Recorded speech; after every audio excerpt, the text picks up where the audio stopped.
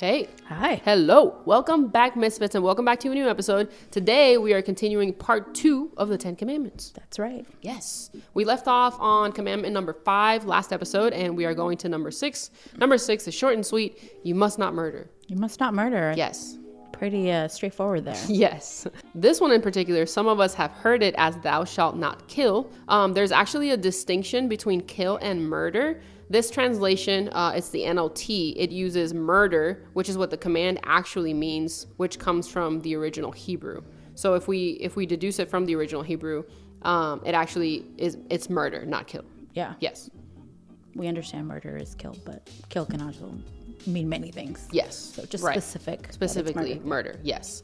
And we know that we were created in God's image and we were made to live in harmony with God and with our fellow man. This can be nearly impossible when sin entered humanity. Sin brought on the propensity for acting violently against one another. Anger, jealousy, pride, and hatred can lead someone to life-ending aggression. We know the first recorded act of murder was Cain killing his brother Abel, and we've seen this continue throughout the years. However, to God, every life is important. And since God knew that man was sinful and had become lawless, he enacted guidelines that would seek to modify man's behavior. And so we must not murder. Right. Yes. Number 7 is you must not commit adultery. The dictionary defines adultery as voluntary sexual intercourse between a married person and a person who is not his or her spouse. The Bible agrees with this in several places, such as Leviticus 18:20 and Deuteronomy 22:22. And so God's reason for this commandment are: 1, God created marriage to be the building blocks of his creation and of society. So after the fall, which happens in Genesis 3, marriage is still a sacred union and the foundation of society. So God seeks to protect that marriage, right? Like, even though sin has entered, like, he still wants to protect what he's united. And then the second thing is, as God's chosen people, the Israelites were to reflect God's character in the promised land. So God commanded his people to be holy because he is holy, like Leviticus tells us in 11:44. And part of holy living is sexual purity. God did not want the Israelites to copy the behavior of others, such as like the Egyptians, where they, had been kept in captivity. And the implication was that adultery and any other sexual sins was very commonplace, right, for these people to practice. And so the Israelites had been there. That's what they had seen. That's what they were used to, I guess, seeing, being around. And so God wanted it to be very clear that that's not something that he wanted them he would to allow. practice. Yeah. He's like, this is where I draw the line. This is Yeah. just a reminder that I know that's where you came from, but we ain't doing this no Just more. because those people did, Right. that's not what you do. Yes, Exactly. definitely. Commandment number 8, you must not steal. Stealing is defined as taking another person's property without his or her permission. The act of someone taking what is not theirs makes people feel vulnerable and unsafe. Theft has a tremendous impact not only on individuals, but on society as a whole.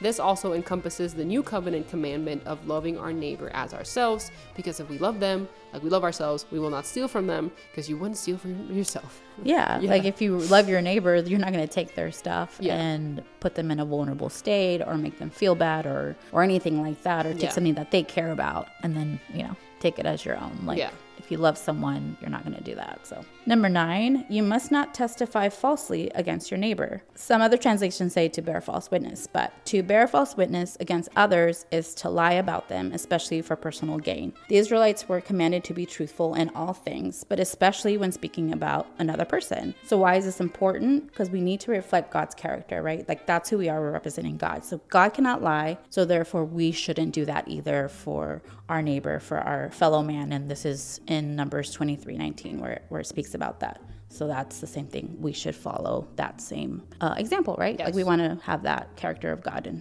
so So we don't lie. We don't lie. So we on don't others. lie. Yeah. Yes. Sometimes we try. Sometimes we fail. But we do not lie. fail. Yes. And I'm sure all the ones that we've spoken about today, we've fallen in some way. Yeah. But again, that's the reason why it's a commandment, because that's what God wants us to do. Yes. And commandment number 10, you must not covet your neighbor's house. You must not covet your neighbor's wife, male or female servant, ox or donkey, or anything else that belongs to your neighbor.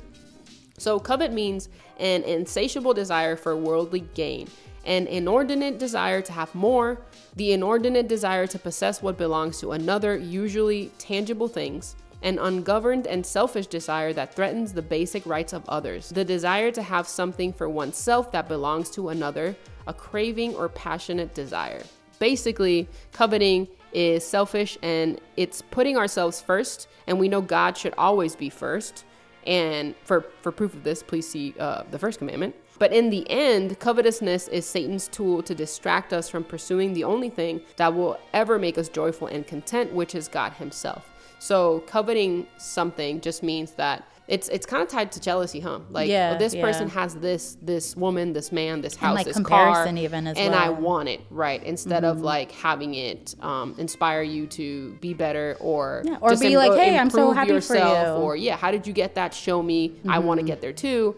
It's just like, now I want that, and I'm gonna go get it, but it's not yours. I'm gonna go get it. And it's not because you're like, oh, I want that, and like you said, like, what do I do to get there? It's like, no, I'm angry, or like, I want to be better than you, or some kind of jealous comparative thing. And so that's a lot of it is a heart posture, right? Definitely, so definitely if you're coveting, you're not really looking at, hey, look what I have and the blessings that I have and where I'm at, but you're also like going against your neighbor and being like negative and thinking things and wanting things that's not for you. That's not what it very is. much like the grass is always greener on the other side type of thing. Like, oh, look at what they have, look at what they're doing, or look at all the vacations they're going on, and blah blah blah. And you just didn't know they were fighting the whole 10 days they were in Africa, or like they're in debt and exactly. all these things. Well, that was the 10 Commandments. So now, to get teachy, we're going to talk about some things about the 10 Commandments that you may not have known before. So number 1, they are never actually referred to as the 10 Commandments in the Bible, which is really interesting. Right. They have other references. We talked about the law of Moses, regulations. Like, there's other words that are used, but the actual word commandment does not show up, which is interesting. Number 2, they are referred to as the Decalogue, which means 10 words, as in 10 words received from God. So this is what it's actually God's words referred to. Number 3, they show us who God is. The 10 Commandments show us the heart and character of God. And so as he gives us these instructions, he's showing us who he is and his character and the things that he wants us to obey, basically, so we can become more like Jesus. Right. What we need to do, what to obey. Yeah. Number 4, they set us apart from the world. They give us guidelines to follow that protect us and help us live better, holier lives. Yeah. I think I just saw something when we were preparing for this episode about how, anarchists are people that there shouldn't be any laws and there shouldn't be any rules and we should be able to do whatever they want. No, we shouldn't. No, we shouldn't. We're not that smart. We're a mess. I'm grateful for stoplights. You know what I mean? Exactly, like stop signs and etc. Yeah. They're important. Yeah. Yes. We need some boundaries. We need guidelines. We need somebody smarter than us, like God, watching over us because we can't do it and by again, ourselves. he does it because he loves us. Exactly. And he knows better than what we do, what we need.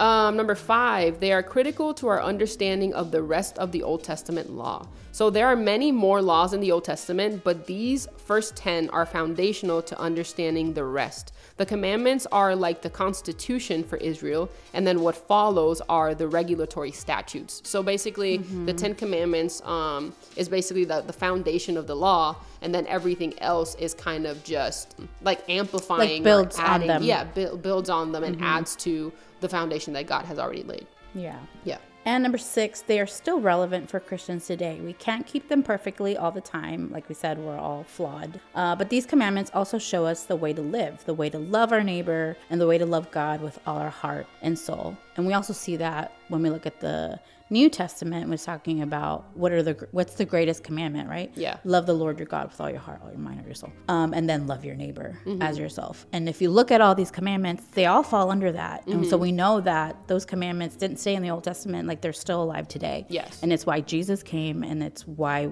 we serve him and why we do what we do, because these are still things that we need to follow. Yeah, I think I can like speak for both of us and say that the 10 Commandments are definitely not outdated. No. They are still relevant. And so there are still things that you can take from the laws of Moses and apply to your life today. If you've never read the Old Testament, or if you've only perused the Old Testament, we recommend that you read it. Take some time. Take some time. It's important. And if you want to read these 10 commandments, they are in Exodus 20.